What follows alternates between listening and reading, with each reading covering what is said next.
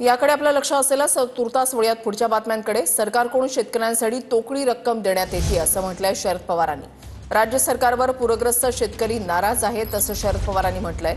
दिवाळीनंतर मुख्यमंत्र्यांची भेट घेणार असल्याचं शरद पवारांनी म्हटलेलं आहे। पुरंदर विमानतळाबाबत मुख्यमंत्री आणि पालकमंत्र्यांना विनंती करणार असं देखील त्यांनी म्हटलंय। नुकसानीचं स्वरूप हे बघितल्यानंतर या तोकडी रकमेचा उपयोग त्याला पुन्हा उभं करण्यासाठी होईल असं त्यांना वाटत नाही। आणि त्यामुळे राज्य सरकारवर सुद्धा हा संकटग्रस्त नाराज आहे की मी राज्य सरकारला मुख्यमंत्री आणि पालकमंत्री यांना विनंती करणार आहे की तुम्ही या कामाच्यासाठी बैठक बोला। दिवाळी संपल्यावर मी मुख्यमंत्र्यांची वेळ घेईन आणि ते सांगतील त्यावेळेला याचा चर्चा राहील।